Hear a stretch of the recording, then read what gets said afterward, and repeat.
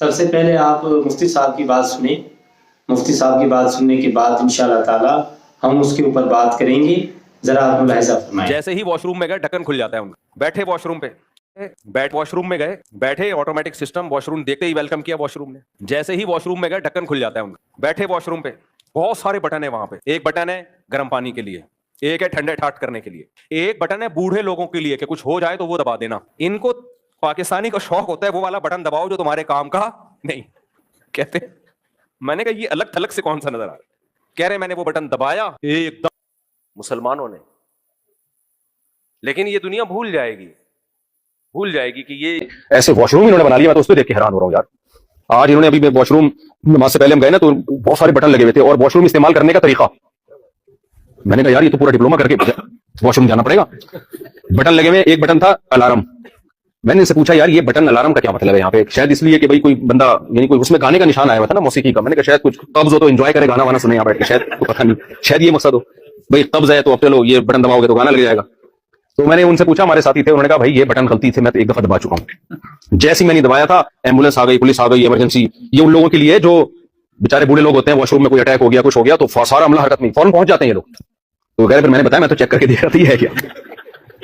اچھا, یہ جو لوگ ہیں جو مفتی صاحب کو بلاتے ہیں قرآن اور حدیث سننے کے لیے بلاتے ہیں یا واش روم کی معلومات کے لیے اور باتھ روم کی معلومات کے لیے بلاتے ہیں کہ یورپ کے اندر باتھ روم اور واش روم دونوں ایک ساتھ ہیں الگ الگ ہیں؟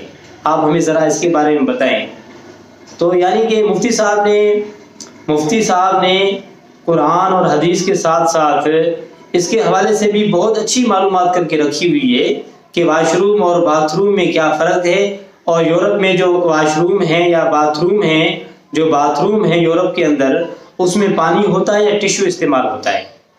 وہ اس طرح کی باتیں بھی مفتی صاحب جانتے ہیں صحیح طریقے سے اور لوگوں کو بتاتے ہیں.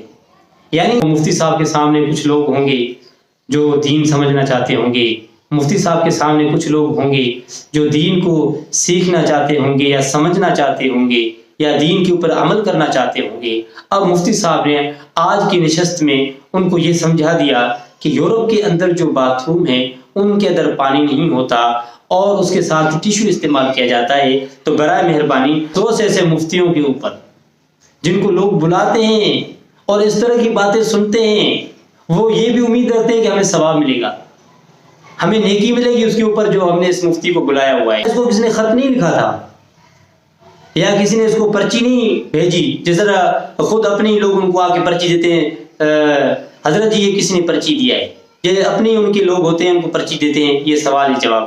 اسی طرح کسی نے اس کو پرچی بھی نہیں دیا. اور آج ہمیں اس بات کا اندازہ ہو گیا کہ مفتی صاحب کو باتھ روم کے حوالے سے کتنی